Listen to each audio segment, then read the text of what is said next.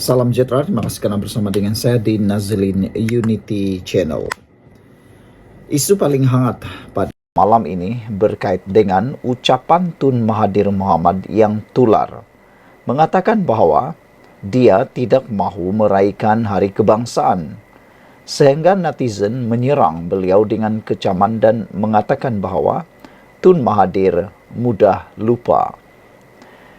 Tular sedutan ucapan Tun Dr. Mahathir Mohamad susulan bekas Perdana Menteri dua kali itu menyambut Hari Kebangsaan di Dataran Putrajaya semalam. Saya tidak rayakan Hari Merdeka kerana kita tidak merdeka, katanya, ketika berucap dalam satu program pada 24 Ogos lalu. Mahathir kata, saya tidak rayakan Hari Merdeka kerana kita tak merdeka, katanya ketika berucap dalam satu program pada 24 Ogos lalu. Rata-rata netizen memberi reaksi sinis, memperlihatkan kehadiran Mahathir termasuk menyebut Tun Mahathir mudah lupa. Ungkapan itu sindiran kepada Melayu mudah lupa yang pernah diucapkan Mahathir pada Perhimpunan Agung UMNO PAU atas kapasiti Presiden Parti dahulu. Ada juga mengingatkan bagaimana bekas ahli parlimen Langkawi itu akan bertindak campur tangan secara langsung maupun tidak langsung dalam setiap pentadbiran Perdana Menteri. Tindakan Mahathir itu bermula sejak zaman Perdana Menteri pertama Tunku Abdul Rahman hingga era Datuk Seri Anwar Ibrahim. Tidak kurang juga menganggap ucapan Mahathir tidak merayakan Hari Kebangsaan sebagai satu bentuk hasutan, namun tidak berjaya sehingga bekas pengerusi Parti Pejuang Tanah Air itu sendiri hadir di Dataran Putrajaya. Ada juga yang mengatakan bahawa sebenarnya pengaruh Mahathir memang masih ada tetapi sudah terlalu kurang. Kerana mereka kata Tun Mahathir sudah tidak relevan lagi dalam dunia politik Malaysia, terutamanya beliau tidak mempunyai apa-apa lagi jawatan kapasiti dalam parlimen, dalam adun, dan juga sudah terlalu tua untuk memimpin mana-mana satu gerakan parti politik. Netizen kata padahal rakyat berkobar-kobar beratur seawal 3 pagi untuk menyaksikan sendiri kawat perbarisan ulas pelayar TikTok daerah Hatijah. Sehubungan itu, beliau mengajak rakyat Malaysia bersama-sama menyokong kerajaan Madani diterajui Perdana Menteri ke-10 Anwar Ibrahim agar negara terus berada dalam keadaan stabil sekaligus menyaksikan pelabur luar lebih yakin dan berduyun-duyun masuk melabur ke Malaysia. Semalam, Mahathir secara mengejut hadir di Dataran Putrajaya, dilihat bergambar berlatar belakang aset negara yang ketika itu sedang melakukan perarakan.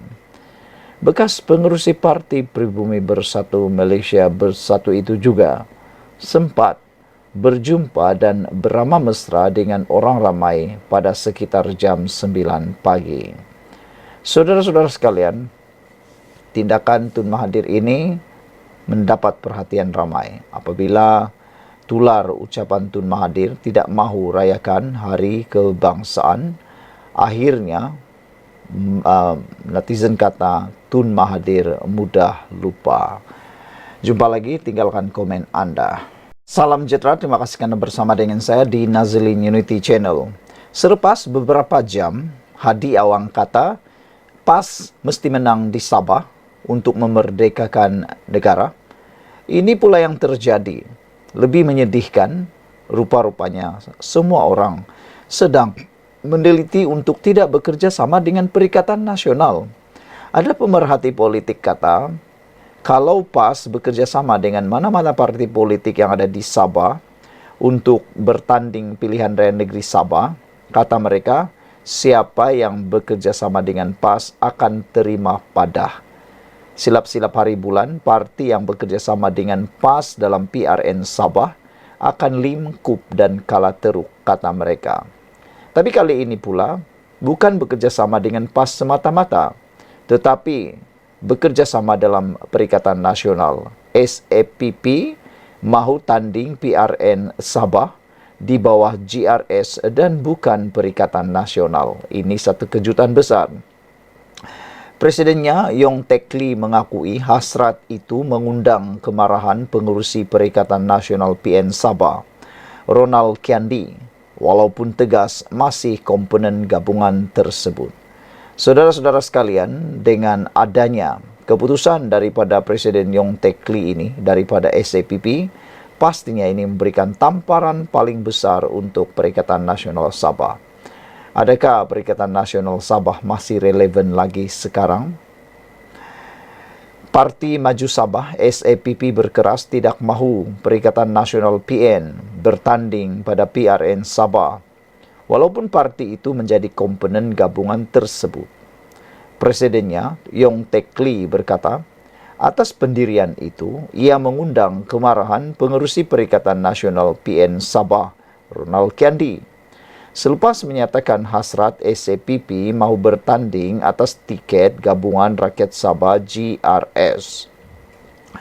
Beliau berkata, SAPP masih menjadi ahli Perikatan Nasional, namun pendirian itu kekal dan beliau sudah menyuarakannya kepada kepimpinan Perikatan Nasional agar tidak meletakkan calon.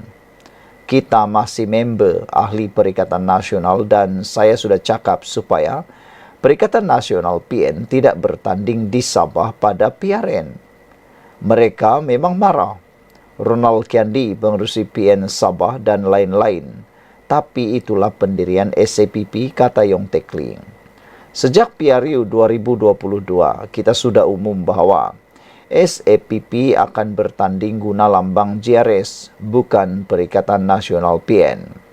Kali ini pun kita sudah memaklumkan akan bertanding di bawah GRS, bukan lambang PN, menggunakan lambang PN. Kita akan bertanding bawah GRS, menggunakan lambang GRS, kata SAPP, menurut Berita Harian. Beliau berkata demikian selepas merasmikan persidangan perwakilan Dwi tahunan SAPP di Kota Kinabalu. Yong Tek Lee yang juga bekas Ketua Menteri Sabah ketika mengulas lanjut berkata, pendirian membantah Parti Semenanjung bertanding di Sabah sudah lama disuarakan. Bagaimanapun ia hanya pendirian parti, memandangkan undang-undang tidak melarang mana-mana parti bertanding. Netizen sebenarnya setuju dengan apa yang dikatakan oleh Yong Tek Lee ini, yaitu parti politik lokal yang ada di Sabah juga sudah cukup kuat untuk Sabah. Ditambah pula bilangan parti lokal yang ada di Sabah pun sudah terlalu banyak. Kalau masuk lagi parti-parti daripada Malaya, dari Semenanjung Malaysia, ini akan lebih mengucar-kacirkan lagi politik dan juga pilihan raya di Sabah. Pecah undi dan tidak tahu nak pimpin, nak pilih siapa lagi.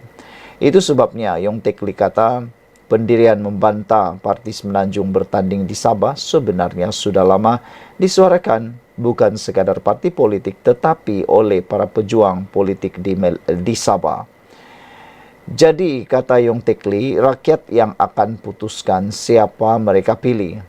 Kita konsisten bahwa Parti Semenanjung tidak patut bertanding di Sabah untuk PRN, kata Yong Tek Lee. Namun, undang-undang tidak melarang.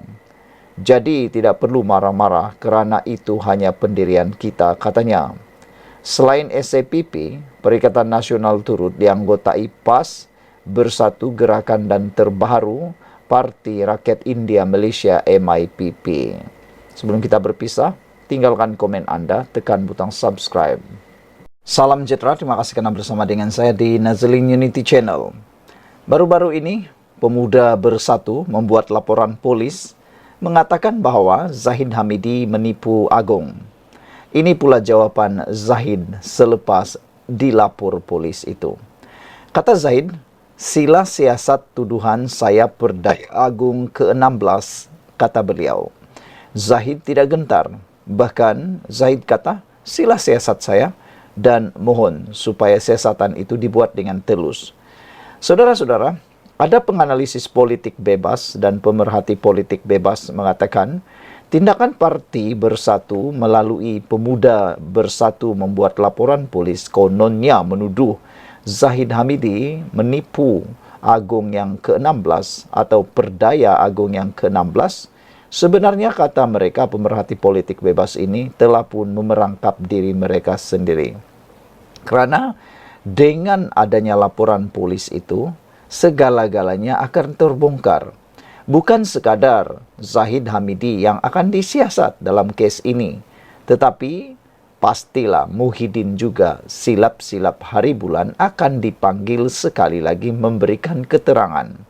Bukankah perkara ini lebih menyusahkan Muhyiddin Yassin sebagai Presiden Parti Bersatu?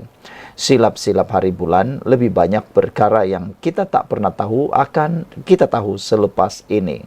Itu sebabnya ada netizen kata sebenarnya pemuda PAS menempuh atau menempah maut sendiri, menempah balas sendiri apabila mereka membuat laporan itu. Sebenarnya kata Zahid, dia tak takut pun. Datuk Seri Zahid Hamidi berharap pihak berkuasa akan melakukan siasatan lanjut berhubung dakwaan beliau memperdaya yang di-Pertuan Agong ke-16 ketika proses pembentukan kerajaan perpaduan.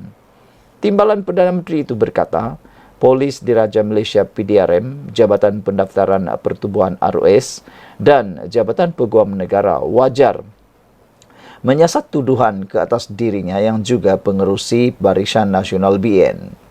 Kata Zahid, saya harap pihak berwajib, polis, ROS atau AG sendiri boleh lakukan siasatan kerana ada 10 daripada ahli parlimen yang tanda tangan akuan bersumpah SD kepada Perikatan Nasional PN, kata Zahid Hamidi lagi.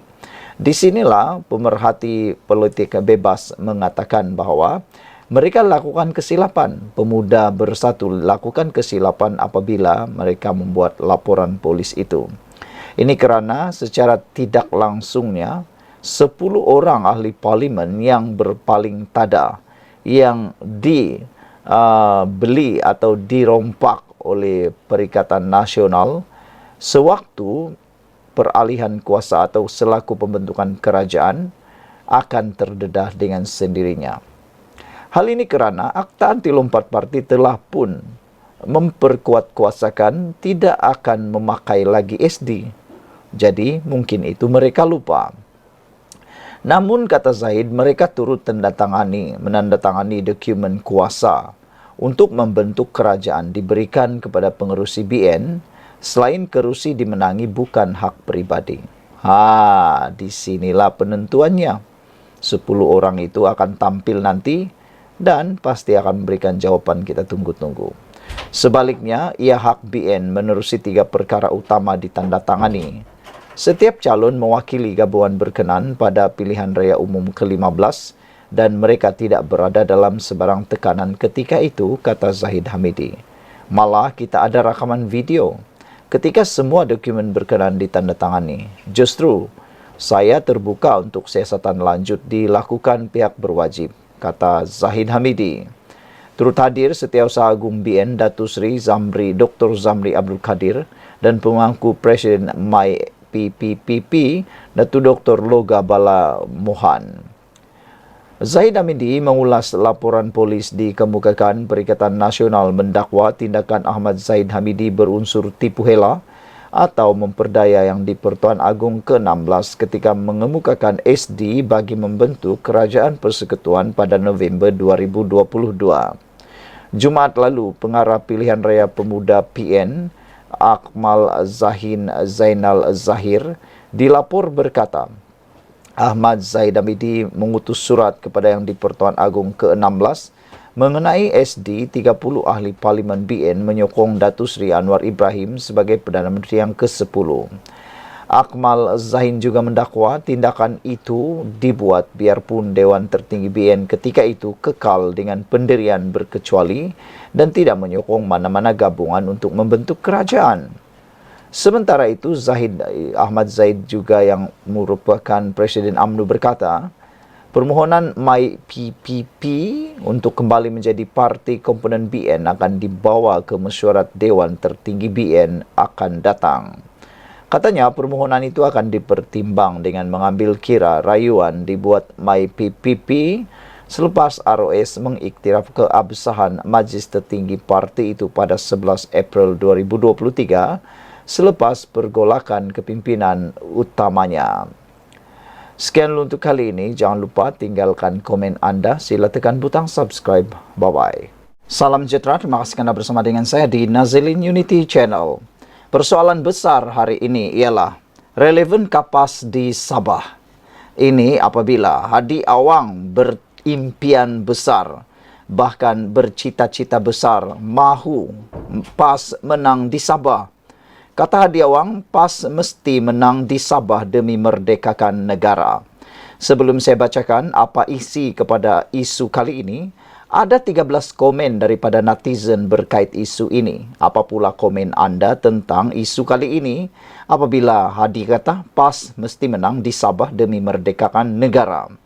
Saya lihat sebagai penganalisis politik bebas di Malaysia, khususnya di Sabah, PAS memang belum ada tempat sama sekali di Sabah.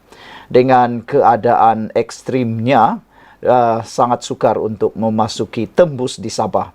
Boleh cuba juga untuk pasaran market di Sabah, tapi silap hari bulan 100 undi pun mungkin tak boleh dapat. Ada 13 komen daripada netizen. Saya dahului. Red Wolf kata, Pak Lebay Hadi pergi saja di tempat lain, kata beliau. Griket kata, Malaysia perlu merdekakan dari ajaran sesat PAS terlebih dahulu sebelum kita betul-betul merdeka, kata Griket. Black Hawk kata, betul negara ini masih belum merdeka sepenuhnya kerana ada kumpulan-kumpulan yang cuba menyesatkan dan mempunyai pandangan buruk kepada bangsa lain, kata Black Hawk. Mujahid kata lagi, mimpilah kamu wahai si Hadi, kata Mujahid lagi. Purple Mouse pula kata, PAS boleh menang di Sabah kalau semua orang Sabah sanggup jadi walaun. Orang Semenanjung pun tak sanggup jadi walaun. Bukan semua nak jadi walaun. Ini kan pula Sabah. Nak sebut walaun pun sukar, kata Purple Mouse. Red Parrot kata, Sabah setara Melaya. Jangan negeri cuba menjajah wilayah bertaraf negara, kata Red Parrot. Red Parrot kata, tolonglah Hadi, jangan rosakkan perpaduan di Sabah. Sabah telah melalui 14 PRN dan pergolakannya hanyalah seperti kocakan air di dalam secawan teh. Jangan sampai pula sebesar air bah. Tok Mudim kata, sudahlah Hadi, kegagalan kamu menang di kerusi Sabah menunjukkan betapa gagalnya PAS for all kamu tu. Yang benar pasti tegak, yang batil pasti jatuh. Kalau PAS tak pernah tegak dan asik jatuh saja di Sabah, baik kamu menilai semula adakah politik berunsur agama oleh PAS itu batil dan sesuai di Sabah. Ramai penganalisis politik di Sabah tidak setuju kalau PAS bertapak di Sabah. Plain Woods kata, sudahlah, jangan kacau dan hancurkan Sabah. Ekonomi seperti Kelantan, tiada langsung pelabur asing, kosong memang kosong, kata Plain Woods. Bumi Putri pula kata, bolehlah kalau kamu keruhkan air pipe di Sabah, katanya. Teh tarik satu, kata Scarlett. Black Panther pula kata, tolong jangan, orang Sabah tidak mahu dijajahi oleh PAS, kata Black Panther. Green Cheetah 3211 pula kata, Pak Lebay, jangan mimpi nak menang di Sabah. Jangan bawa masuk sentimen perkauman dan agama kamu yang ekstrim itu di Sabah, katanya. Orang Sabah benci orang politik yang guna kaum dan agama sebagai alat politik untuk dapat sokongan. Kepada kerajaan Sabah, tolong blacklist parti PAS dari masuk ke bumi kita orang Sabah, kata Green Cheetah 3211. Mereka ni gila kuasa dan suka fitnah dan menipu, kata Green Cheetah. PAS duduk diam-diam di negeri kamu. Jangan datang kacau di bumi Sabah, kata Green Cheetah pula. Apa pendapat anda apabila Hadi Awang, Presiden PAS kata, PAS mesti menang di Sabah demi merdekakan negara? Adakah maksudnya PAS ini kunci kemenangannya sudah tentu. Presiden PAS Abdul Hadi Awang berkata parti itu perlu bertanding dan memenangi kerusi pada pilihan raya negeri Sabah akan datang. Abdul Hadi berkata untuk membolehkan PAS mentadbir negara, parti itu perlu terlebih dahulu menang di negeri bawah bayu itu. PAS mesti memperkasakan kedudukan di Sabah, katanya. Bagi melaksanakan perkara ini, maka kita mesti menang di Sabah atau ada kerusi yang kita menangi, katanya. Yang menghairankan, kenapa PAS berimpian di Sabah? Kenapa tidak berimpian di Sarawak? Kenapa hanya di Sabah? Sama ada kerusi kita atau kita ajak kawan-kawan parti lain yang bergabung bersama-sama dengan kita untuk menubuhkan kerajaan demi memerdekakan negara kita sepenuhnya tanpa bergantung dengan makhluk asing, katanya dalam kenyataan di Facebook malam tadi. Yang menjadi persoalan sekarang ya, siapa yang dia maksudkan makhluk asing ini? Abdul Hadi berkata dia melihat PAS mempunyai masa depan di Sabah, memandangkan ramai yang hadir pada konvensyen PAS di Kota Kinabalu semalam terdiri daripada kalangan anak muda. Namun demikian, ada juga netizen yang kata kebanyakan yang hadir itu bukan orang Sabah. Kebanyakan itu yang hadir mungkin adalah daripada orang-orang Kelantan yang bekerja di Sabah ataupun mungkin mengikuti lawatan tersebut semata-mata, kata netizen lagi. Tambah Hadi lagi, pilihan raya umum yang lepas menunjukkan ramai kalangan ahli UMNO dan anak muda memberikan undi kepada parti itu sehingga PAS dapat memerintah di 4 buah negeri. Itu di Semenanjung Malaysia. Di Sabah difikirkan mungkin jauh panggang dari api. Kita ada peluang 5 tahun sekali bagi memilih kerajaan, kata Hadi. Beri peluang kepada PAS untuk memimpin kerajaan, katanya. Namun begitu, ramai netizen kata PAS sudah pernah memimpin negara bersama dengan Perikatan Nasional Bersatu dalam kepimpinan 17 bulan mereka. Apa yang terjadi? Anda pun tahu. Paling teruk sekali dikecam ialah Abdul Hadi Awang. Diberi duta bertaraf menteri, tetapi ramai netizen menggelar beliau sebagai menteri yang bekerja gaji buta. Karena ramai yang kata beliau tidak ada pencapaian sama sekali. Kita mengharapkan, kata Hadi Awang, perubahan yang telah berlaku kepada anak muda merupakan perubahan yang positif kepada Sabah. Menjadi persoalan ialah yang dia kata itu di Semenanjung saja atau termasuk di Sabah atau dia rangkumkan sekali. Terdahulu dalam ucapan perasmiannya, Abdul Hadi menekankan perlunya PAS mempunyai kerusi di negeri ini untuk mewakili suara parti itu. Ketika ini PAS mempunyai seorang adun dilantik, yaitu Ali Akbar yang dilantik ketika PN masih sebahagian daripada kerajaan negeri selepas PRN 16 pada September tahun 2020. PAS pernah meletak calon di beberapa kerusi pada beberapa pilihan raya sebelum ini, namun gagal memenangi sebarang kerusi. Menurut gambaran daripada netizen dalam 13 komen di ruangan Malaysia kini, nampaknya PAS sebenarnya tidak akan dapat bertapak di Sabah sehingga bila-bila. Sekian dulu untuk kali ini. Jangan lupa tinggalkan komen anda, apa pula pendapat anda tentang isu kali ini. Tinggalkan komen anda. Bye-bye.